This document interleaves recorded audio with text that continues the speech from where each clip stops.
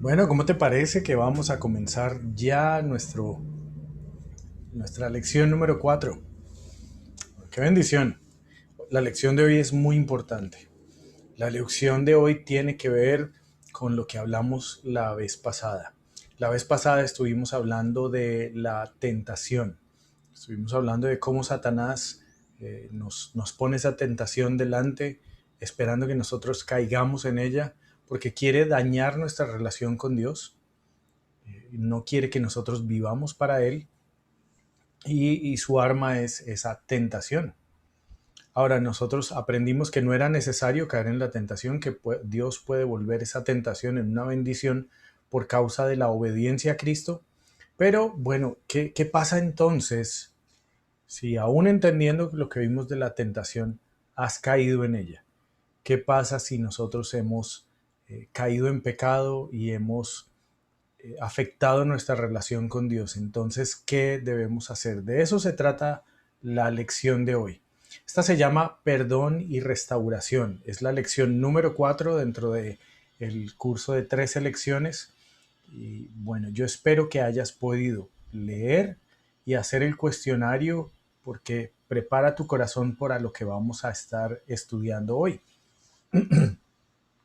Si no lo has hecho, pues puedes poner en pausa el video, ir a hacerlo y volver más tarde al video. No hay ningún problema. Pero qué bueno que puedas cumplir con esta parte del curso que para nosotros es importante. Bueno, vamos entonces a mostrarte la, la lección. Aquí está. Perdón y restauración. Leamos la introducción. ¿Qué ocurre cuando pecamos como hijos de Dios? ¿Qué pasa cuando pecamos? Y si ofendemos a alguien, ¿cómo tratamos esa situación? La palabra de Dios nos muestra cómo tratar con nuestro pecado y de esa forma restablecer nuestra comunión con nuestro Padre Celestial y si es el caso también con aquellos a quienes hemos ofendido. ¿Qué tal si oramos para comenzar la enseñanza de hoy? Señor Dios, te doy gracias por llegar a esta lección, por este video, y te pido que lo uses. Te pido para que tú pongas en cada discípulo que lo esté viendo esa actitud de arrepentimiento que necesitamos delante de ti, la cual tú necesitas de nosotros para que nosotros te glorifiquemos y te busquemos, para que tengamos ese deseo de transformar nuestra vida, Señor. Gracias por ser fiel y justo, para perdonar nuestros pecados y limpiarnos de toda maldad. Ayúdanos a tener ese carácter dócil de poder reconocer delante tuyo nuestras fallas, para que nuestra relación siempre sea buena contigo. Te lo pido en el nombre de Cristo Jesús. Amén. Muy bien. Vamos a ir a mirar el asunto de las tentaciones por un momento. Según Santiago 1:14, vamos al libro de Santiago.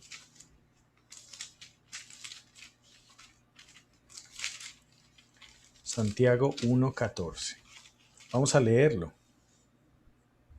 Dice, sino que cada uno es tentado cuando de su propia concupiscencia es atraído y seducido. Así que, ¿cuál es la fuente de nuestras tentaciones? Nuestra propia concupiscencia, nuestra naturaleza pecaminosa. Y es que todos, desde Adán para abajo, tenemos esa tendencia hacia el pecado. Cuando nacieron mis niños, empezaron a manifestar conductas que uno decía, pero ¿de dónde las sacan? ¿Por qué son envidiosos? ¿Por qué son violentos? Esto no lo aprendieron de nosotros. Así no nos comportamos nosotros. ¿Por qué son así? Es la naturaleza pecaminosa del hombre manifestándose en esa carne, en ese comportamiento. Esa carne que ha sido quien gana, quien maneja nuestra vida por varios años hasta llegar a Cristo, esa carne está acostumbrada a dirigirnos a través de estos impulsos nerviosos. Y entonces dice la carne, bueno, yo quiero tal cosa, vaya, hágalo. Y nosotros vamos y le obedecemos a la carne en todos sus deseos, sean cuales fueren. De ello fue que nos arrepentimos de seguir lo que la carne decía, esa naturaleza pecaminosa. Y nosotros entonces sentimos esa concupiscencia. Bueno, ¿qué es esa concupiscencia? Bueno, cuando nos da ganas de hacer algo que es malo, nosotros sentimos ese hervor dentro de nosotros, como que hágalo, hágalo, hágalo. Esa es la carne relinchando para que nosotros estemos cayendo en pecado, ¿sí? Causando ese hervor, se alborota y dice, ya, quiero esto. Es esa la concupiscencia. Y entonces ahí está la tentación que Satanás pone y nuestra propia concupiscencia entonces nos lleva a caer en ello. ¿Qué ocurre cuando un creyente peca? Entonces, ya vimos algunas cosas la clase pasada, pero además miren lo que dice Apocalipsis 12:10, porque el diablo nos acusa de que no somos salvos. Apocalipsis 12:10 dice, entonces oí una gran voz en el cielo que decía, ahora ha venido la salvación, el poder y el reino de nuestro Dios y la autoridad de su Cristo, porque ha sido lanzado fuera el acusador de nuestros hermanos, el que los acusaba delante de nuestro Dios día y noche. Y ahí está Satanás, además de ser el tentador, también es conocido como el acusador, acusando delante de Dios y acusando a nuestro corazón que nosotros no somos nada, que nosotros no servimos para nada. Tal vez es lo que has sentido, ¿no? Tú le fallas a Dios y te sientes miserable, claro que sí, pero ahí tienes esa vocecita en la cabeza diciendo, sí, eso le pasa por disque cristiano, disque yendo a una iglesia, pues valiente cristiano, valiente creyente, mire lo que anda, si todos supieran en lo que usted anda, no le dejaría ni volver a entrar a esa iglesia. Eso no vale la pena que usted siga en eso. Usted no puede cambiar. Usted sigue siendo el mismo. Nada ha pasado ahí. Bueno, todas esas cosas que sentimos que nos dicen. Pero no se nos puede olvidar que el diablo es un mentiroso. Juan 8:44. Juan 8:44.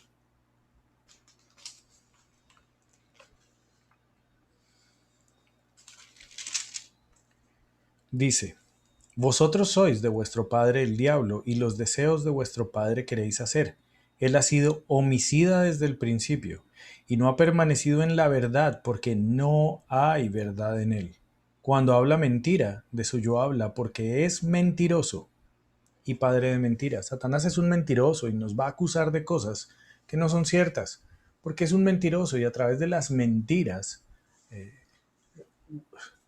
llega a nosotros a desanimarnos. Todo lo que él dice son mentiras, mientras que por otro lado Dios siempre nos habla con la verdad. También sabemos que cuando nosotros pecamos, pues dañamos el compañerismo con Dios. ¿Y se acuerdan lo que les conté? Segunda Guerra Mundial, esos soldados alemanes sin oportunidad de recibir el sustento que necesitaban de sus cuarteles generales, no podían sino rendirse. ¿Se acuerdan cómo les conté de ese becerrito que se alejaba de la manada y ahora sin la protección de la manada era el próximo almuerzo de los leones? De esa misma manera, ya entendemos que se rompe el compañerismo con Dios. Vamos a revisar esos versículos que leímos la vez pasada. Entonces vamos a Isaías 59:2. Y en Isaías 59:2 leemos, pero vuestras iniquidades han hecho división entre vosotros y vuestro Dios, y vuestros pecados han hecho ocultar de vosotros su rostro para no oír. Y ya sabemos que nuestro pecado hace que Dios voltee el rostro y diga, así no, hijo, así no son las cosas. Y hay esa división grande entre nosotros. Por eso, por eso Satanás se preocupa por hacernos pecar. Y el Salmo 66:18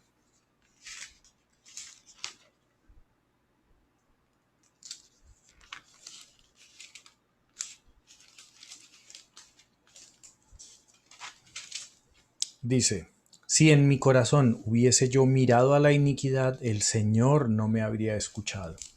Nuestras oraciones ya no llegan al Señor, Él no nos escucha porque nuestro pecado nos divide, nos separa de Dios.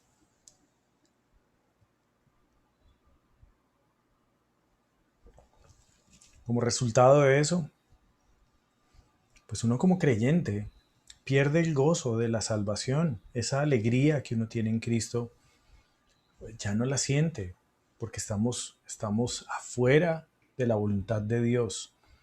Hay una división entre Él y nosotros. El Salmo 51:8. El Salmo 51 fue escrito por el rey David después de una embarrada grandísima que hizo. Una embarrada grandotota.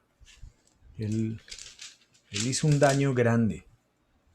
Y seguramente en tu Biblia encuentras ahí la referencia cruzada para que veas la historia de lo que sucedió en 2 de Samuel capítulo 12. Tal vez el capítulo anterior. Puedes ir a leer lo que David hizo. Fue grave, bien feo. Pero él luego se arrepintió y llegó a Dios, y entonces mira lo que él decía en este salmo. Él decía, 51:8, dice, hazme oír gozo y alegría, y se recrearán los huesos que has abatido. Y es porque el entendimiento de ese pecado que David había cometido lo tenía achantado, lo tenía triste, lo tenía abatido. Él sentía que sus huesos ya no tenían fuerza y su gozo y su alegría desaparecieron. Y así nos sentimos cuando nos alejamos de Dios por causa del pecado. Gálatas 5:22. Gálatas 5:22. A ver.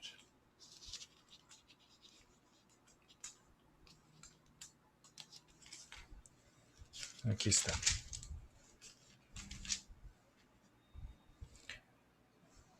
Mas el fruto del Espíritu es amor, gozo, paz, paciencia, benignidad, bondad, fe, mansedumbre, templanza. Contra tales cosas no hay ley. Pero ese fruto del Espíritu, ese resultado de andar cerca de Dios, amor, gozo, paz, paciencia, eso se disipa por causa del pecado en nosotros. Se pierde el gozo de la salvación cuando pecamos.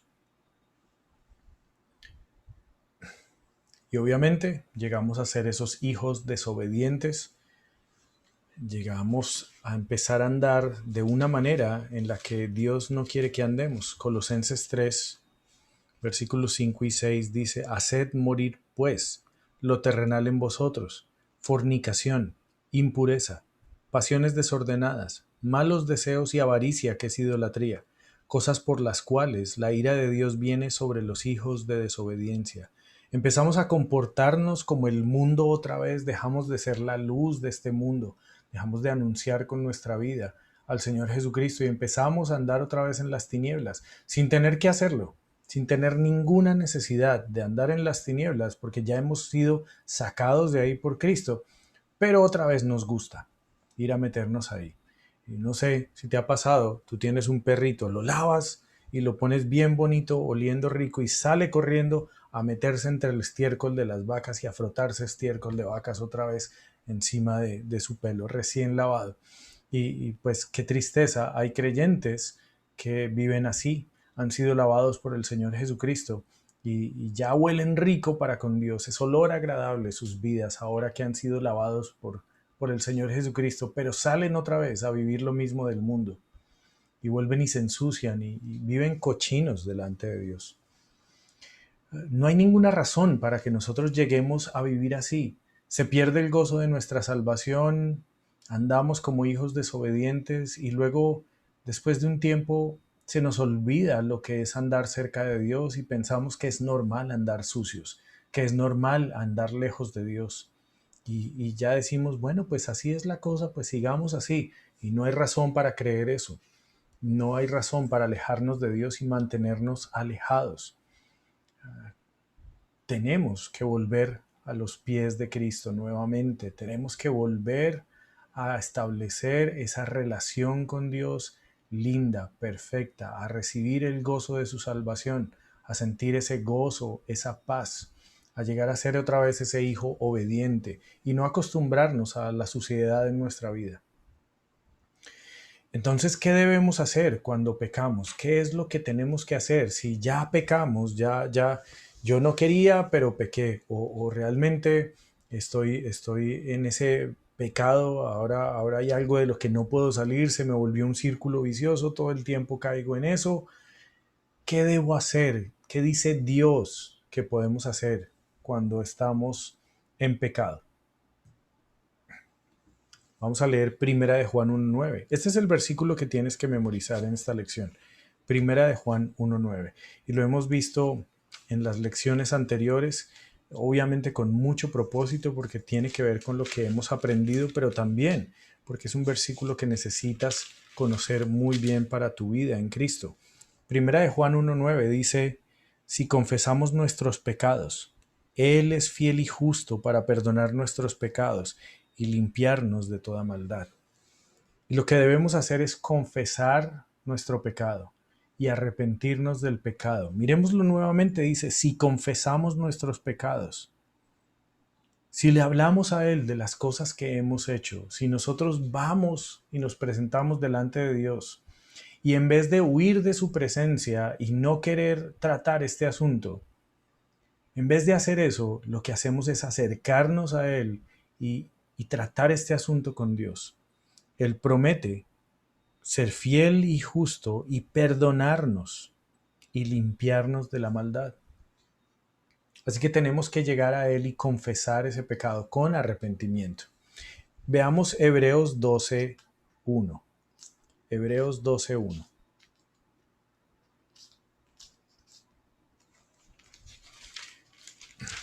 Este dice, por tanto nosotros también, teniendo en derredor nuestro tan grande nube de testigos, despojémonos de todo peso y del pecado que nos asedia, y corramos con paciencia la carrera que tenemos por delante. Piensa en un maratonista, no en una carrera de pique, sino en una carrera de fondo, un maratón, una carrera larga. Esa es la carrera que tenemos por delante en Cristo. Y tú sabes que en una maratón la gente no va a full trote, va a un trote que pueden mantener, una velocidad que pueden mantener por millas y millas, pero no va tan rápido. Ellos van más con paciencia llegar a la meta. Su propósito es llegar a la meta. En algunos casos ni siquiera es llegar de primero, sino simplemente el desafío es llegar a la meta. Y obviamente, si miras un maratón hoy en día, verás que los corredores están corriendo con ropas muy delgadas, ropas que disminuyen el roce del viento, tenis que no pesan casi nada. Aún sus mismos cuerpos no son tan pesados. Los verdaderos maratonistas no son grandes, fuertes, musculosos, no, porque son muy pesados para andar por muchos kilómetros. Son más bien delgados y de zanco largo, bueno, personas entrenadas para eso. Porque no tiene ningún sentido tratar de correr una maratón con una maleta llena de ladrillos. No, eso te entorpece terriblemente. Y por eso Dios te dice a ti, mira, si quieres correr esta carrera que tienes por delante, si quieres correr la carrera del cristianismo, vas a tener que quitarte mucho peso de encima. Vas a tener que quitarte las cargas que llevas y entregárselas a Jesús, y así vas a correr más liviano. Pero además vas a tener que quitarte el pecado de encima, el pecado que te asedia, el pecado que te pesa, el pecado que te cansa. Vas a tener que quitártelo de encima. Tenemos que confesar ese pecado y arrepentirnos del pecado. Tenemos que quitarnos el pecado de encima. El Salmo 51, volvamos a él. Yo te conté, ¿no? Este hombre, David, la embarró muy mal delante de Dios, un pecado tremendo. Y él escribe esta canción, después de que fue perdonado por Dios, escribe esta canción. Un salmo es una canción, entonces él escribe esta canción. Y él dice en los versículos del 1 al 5, escucha sus palabras y escucha el sentimiento que él tenía en su corazón. Dice, ten piedad de mí, oh Dios, conforme a tu misericordia, conforme a la multitud de tus piedades, borra mis rebeliones. Lávame más y más de mi maldad y límpiame de mi pecado.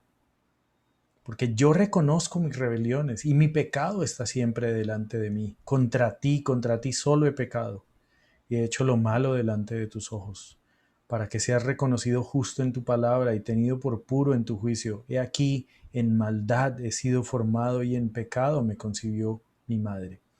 Al contrario, en vez de David evitar el tema con Dios, hacerse el loco a ver si a Dios se le olvida, porque a nosotros nos gusta hacer eso con las cosas, a ver si de pronto se le olvida la cosa, yo no digo nada, me voy a hacer como que... No, David fue y él apreciaba la comunión con Dios, entonces él llegaba allá con arrepentimiento y miren esas palabras, le dicen, por favor, perdóname, límpiame, lávame. Yo te ofendí, pero quiero que me perdones. Nuestra amistad está dañada, pero quiero arreglarla. Yo hice esto, yo soy responsable de haberme alejado de ti. Miren el versículo del 5 al, perdón, el versículo 9 dice, esconde tu rostro de mis pecados y borra todas mis maldades. Cuando éramos muy jóvenes, con mis hermanos y con mis primos, salíamos a jugar a un parque atrás de la casa. Estábamos jugando fútbol y un día un balón salió disparado, un balón no, mi balón, salió disparado por encima de un muro y cayó dentro de la casa de un señor. Y rompió un vidrio, por allá sonó el vidrio. Entonces no sabíamos si salir corriendo, si escondernos, y pues era mi balón el que estaba ahí. Y yo dije, no, yo no puedo perder mi balón. Y pues qué pena con ese señor. Entonces fui allá y timbré y con mucha pena yo le dije a él, eh, nosotros rompimos su vidrio, ese balón es nuestro, nosotros le pagamos el vidrio, perdónenos por favor. Y el hombre dijo, pues miren muchachos, a mí lo que me molesta no es que me hayan roto el vidrio, yo puedo poner otro vidrio, no se preocupen por el vidrio. A mí lo que me molestaría mucho es que no pongan la cara, pero ustedes pusieron la cara y bueno, todo está bien, tenga su balón, todo eso. El hombre puso otra vez su vidrio, no me lo cobró. Pero dijo esas palabras. Yo lo que aprecio es que pongan la cara. Ahora el Señor ya nos vio, porque Él está en todas partes, lo ve todo, ya nos vio pecar. ¿Qué sentido tiene escondernos delante de sus ojos? Uh, ¿Para qué vamos a dejar nuestra relación con Dios caerse por un pecado que no somos capaces de ponerle la cara? Nosotros no vamos a sorprender al Señor y el Señor va a decir, ¿cómo así que pecaron? ¿Pero eso a qué horas fue? ¿Pero cómo? ¿Qué pasó? No, el Señor sabe, pero Él quiere que pongamos la cara. Quiere que nosotros nos responsabilicemos de nuestras acciones y lleguemos ante Él y le digamos que estamos arrepentidos de corazón de lo que hemos hecho. Entonces, ¿qué debe hacer un creyente cuando peca? Bueno, confesar y arrepentirse del pecado, confesar ese pecado de manera puntual, diciéndole al Señor, mira, Dios, yo hice esto y esto, yo dije esto y estuvo mal. No es solamente decir como, Señor, perdóname todos mis pecados, chao. No, es llegar ante Dios y hablar con Él el asunto en particular. Segundo, confiar en la promesa de Dios. ¿Cuál es la promesa de Dios? Bueno, primera de Juan 1.9 dice, si confesamos nuestros pecados, Él es fiel y justo para perdonar nuestros pecados y limpiarnos de toda maldad. La promesa de Dios es perdonar mis pecados y limpiarme de toda maldad. ¿Listo? Como estamos ahí en el Salmo 51, leamos los versículos 6 al 8. Dice, he aquí tú amas la verdad en lo íntimo y en lo secreto me has hecho comprender sabiduría. Purifícame con hisopo y seré limpio. Lávame y seré más blanco que la nieve. Hazme oír gozo y alegría y se recrearán los huesos que has abatido. Y el versículo 10 dice, crea en mí, oh Dios, un corazón limpio y renueva un espíritu recto dentro de mí. Lo que Dios hace es restaurarnos, arreglar las cosas con Él y arreglar las cosas en nosotros. Él Él borra nuestros pecados, nos devuelve ese gozo que hemos perdido y empieza a crear en nosotros ese corazón limpio, un corazón diferente, limpio, no afectado y viciado por el pecado, sino un corazón que le busca a Él, un espíritu recto que habite dentro de nosotros. Él nos va a limpiar. Y te voy a poner una ilustración en la cabeza. ¿Tú has pintado alguna vez pintura, paredes? ¿Cierto? Cuando tú lo haces, seguramente te cae una gota grandota en el suelo. Y ahí queda. Si tú no la atiendes inmediatamente, esa gota grandota de pintura se empieza a secar y luego queda ahí pegada, pegada, pegadísima. Y tú empiezas a decir, tengo que quitar esa mancha de pintura. No, esa mancha de pintura no se quita, eso está duro, duro ahí, eso está pegado ahí. Pero luego si tú con paciencia empiezas a humedecerla y a pasarle un trapito, la humedeces y con un trapito, la humedeces y con un trapito. Y eso lo haces con mucha paciencia, con mucha disciplina, con mucho cuidadito. Te vas a dar cuenta que la mancha empieza a hacerse cada vez más pequeña, más pequeña, más pequeña, más pequeñita, y tú estás pasando ese trapito húmedo y de pronto la manchita ya es muy pequeña y de pronto en una pasada de esas se fue la manchita y la limpiaste. Se parece mucho a nuestros pecados. Llega esa mancha del pecado y sabes, si no la atiendes pronto, esa se va a endurecer en tu corazón. Si tú no atiendes el pecado pronto, se va a poner duro tu corazón, se va a quedar esa mancha y luego va a ser más difícil. Mi consejo es que cuando caigas en pecado, lo arregles pronto con Dios y será mucho más fácil, mucho más suave, mucho más sencillo recuperar esa comunión con Dios. Pero si no, pues ahí queda entonces esa mancha dura ahí que queda pegada y es como esos pecados que se nos quedan pegados ahí y que no podemos quitarnos y que siempre estamos cayendo en lo mismo y tal vez todos hemos llegado a pensar esto y dice uno, pero ¿para qué estoy pidiéndole perdón a Dios? Todos los días le pido perdón por la misma cosa y vuelvo y la hago. Ya estoy cansado, eso ya no hay forma, ya no hay cómo cambiarlo, eso yo soy así, yo no sirvo para esto. Y empezamos a jugarle el juego a Satanás. Y él empieza a ganar la victoria. Pero lo que dice Dios es, llega aquí, confiésame el pecado y yo te limpiaré, como esa manchita. Y entonces, si hay un pecado que tú dices, no, este no sale, este está duro, este está pegado, es que es algo que ya está muy metido dentro de mí, como esa mancha seca de pintura, empieza a pasarle el trapito de la confesión. Habla la cosa con Dios, habla el pecado con Dios, día tras día, día tras día. Y Dios va a empezar a humedecer esa manchita de pecado y cada vez se va a hacer más pequeña. Y sabes que algún día se va y tú has renovado tu corazón dentro de ti. No te rindas en entregarle ese pecado a Dios para que Él lo limpie de tu vida, no importa qué tan duro esté. Confía en la promesa de Dios que Él te ha prometido que te limpia. Él te limpia y se lleva ese pecado. ¿Sí? Te perdona y te limpia. ¿Y qué debes hacer? Darle gracias a Dios, porque Él cumple sus promesas y te ha perdonado. La relación con Dios vuelve a estar bien y nosotros podemos otra vez andar cerca de Él sin ningún temor. El Salmo 100.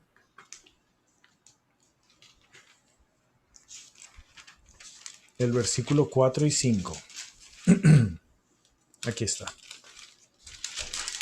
Dice, entrad por sus puertas con acción de gracias, por sus atrios con alabanza, alabadle, bendecid su nombre, porque Jehová es bueno, para siempre es su misericordia y su verdad por todas las generaciones. Si Dios tuvo esa gracia contigo, te ha perdonado tus pecados, entra en alabanza, dale gracias a Dios porque te ha perdonado. Y aprovecha la próxima vez que te reúnas como iglesia y que tengan un momento de alabanza y con ese corazón agradecido, con tu garganta, alaba al Dios de los cielos que ha tenido la gracia de perdonarte muy por encima de tus pecados, porque Él ha sido fiel y justo, te ha perdonado y te ha limpiado, está haciendo un corazón nuevo dentro de ti. Dios es un Dios de amor, es un Dios bello y eso es lo que tiene que hacer todo creyente cuando peca. No tenemos que vivir en la suciedad, no tenemos que vivir en las tinieblas, no es como Dios quiere que vivamos. Dios quiere que estemos limpios, cerca a Él, contentos al lado de Él, no alejados por el pecado, viéndolo desde lejos, sino que estemos al lado de Él, disfrutando de su presencia en nuestra vida. Y se hace manteniendo una buena relación con Dios. ¿Cómo hacemos la confesión? Bueno, ahí mismo en el Salmo 51 podemos encontrar algunos puntos viendo lo que vivió David. En el versículo 4 dice, contra ti solo he pecado y he hecho lo malo delante de tus ojos para que seas reconocido justo en tu palabra y tenido por puro en tu juicio. Esto debe ser una confesión que hacemos hacia Dios. Nos dirigimos a Dios y le pedimos perdón a Él. El Salmo 32 también.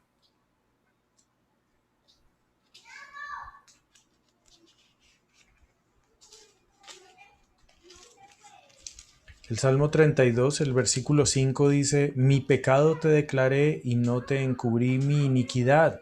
Dije, confesaré mis transgresiones a Jehová y tú perdonaste la maldad de mi pecado. No hay necesidad de ocultar las cosas delante de Dios porque Él lo sabe todo, lo ve todo. Él sabe de qué vamos a hablarle. Vamos a declararle nuestro pecado, vamos a hablar directamente con Dios, no con hombres. Este problema es nuestro con Dios y con Él debemos arreglarlo. Y debe ser hecho lo más pronto posible. Hebreos 12.1, que ya lo leímos, nos habla de la necesidad de despojarnos de ese pecado que nos asedia, quitárnoslo de encima porque solamente nos entorpece. Y Efesios 4.26. Vamos allá. Efesios 4.26 y 27. Dice, airaos, pero no pequéis. No se ponga el sol sobre vuestro enojo, ni deis lugar al diablo. Ahora debemos actuar pronto, porque como te decía, esa mancha de pintura se puede secar y se puede volver ahí algo crónico y nunca es difícil de quitar, así también con el pecado en nuestras vidas. No le demos lugar al diablo en nuestra vida, estando apartados de Dios por mucho tiempo lo más pronto posible, confesando a Dios, yendo en oración y decirle, Dios, por ejemplo, Dios, mira, hoy tuve muy malos pensamientos hacia una persona y yo te pido que me perdones porque tú no quieres que yo piense así. Tu palabra dice que yo no debo hacer así las cosas. Por favor, perdóname y cambia mi corazón. Bueno, es así de sencillo como decir estas cosas, según esté ahí. ¿Qué pasa si lo que hacemos afecta a otros? Si un creyente ha ofendido a otra persona, muchísimas veces nuestro pecado ofende primeramente a Dios, pero también otras personas se ven afectadas por lo que hemos hecho. Y pues le confesamos el pecado a Dios como hemos visto, pero además buscamos la reconciliación con nuestro hermano, esa reconciliación y esa reparación. Mateo 5.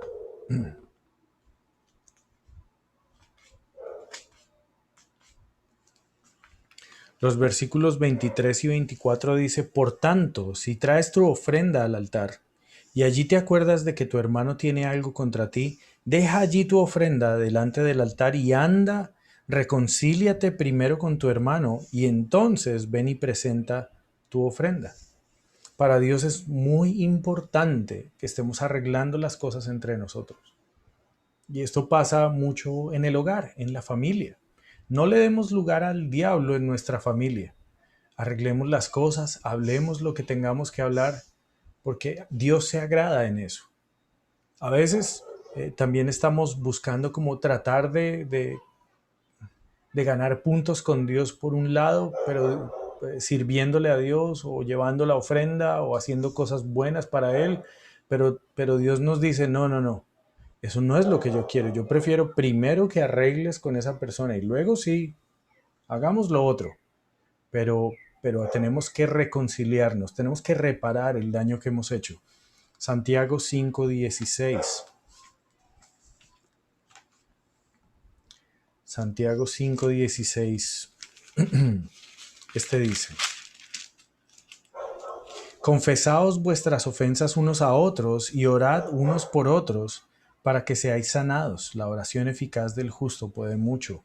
Tenemos que arreglar las cosas entre nosotros y aquí es importante esa reconciliación y esa reparación. Si con tu pecado, si con tu falla has afectado a una persona, ¿sí? Has ofendido a Dios, obviamente, pero además le has hecho daño a esa persona, tienes que buscar la reconciliación. Pero si también esa persona ha tenido una pérdida por tu culpa, debes buscar reparar a esa persona. Debes buscar que haya esa reconciliación. Es lo que Dios quiere. Como conclusión, hemos aprendido cuál es la fuente de nuestras tentaciones y también hemos aprendido las consecuencias terribles del pecado en nuestra vida como creyentes. Dios ha provisto la solución a nuestro pecado, gracias a la obra del Señor Jesús en la cruz del Calvario. Ahora, el versículo que tú debes memorizar para esta semana es Primera de Juan 1:9. Primera de Juan 1:9. Y déjame revisar aquí en el programa y te diré lo que debes hacer en estos días. Como tú sabes, te llamaremos en estos días porque queremos hablar contigo de estas cosas. Y también seguramente el maestro te va a compartir contigo cómo hacer una cita diaria. Vamos a hacer un ejercicio muy bonito de meditar en la palabra de Dios. Es algo que queremos que tú aprendas. Entonces vas a realizar una cita diaria con Él en esa llamada. Es algo muy sencillo. Son 4 aspectos que queremos analizar, pero va a ser algo que es de muchísimo fruto para ti. Queremos que memorices Primera de Juan 1:9 y también queremos que tu lectura del libro de Juan vaya del capítulo 10 al capítulo 13. Capítulo 10 al 13. ¿Listo? Y ya estás llegando a una buena porción de lo que el Señor Jesucristo enseñó. Y estás viendo cosas increíbles que Él dijo e hizo delante de nosotros.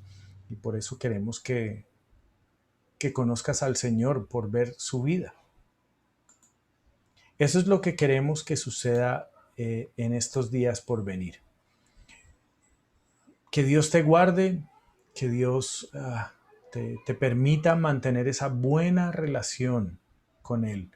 Que ese corazón tuyo esté siempre con esa actitud de arrepentimiento dispuesto a someterte a Dios, a confesar tus pecados a Él, para que estés bien con Dios. Oramos para que tu corazón no se endurezca por tus pecados, no se endurezca con orgullo y entonces eso te lleve a alejarte de Dios. No queremos eso, pero ya sabes cómo mantener una buena relación con Dios. Lo que viene es muy, muy desafiante, muy lindo. 3 disciplinas espirituales. Te explicaremos a partir del próximo video. Entonces nos vemos dentro de unos días. Que Dios te guarde. Chao.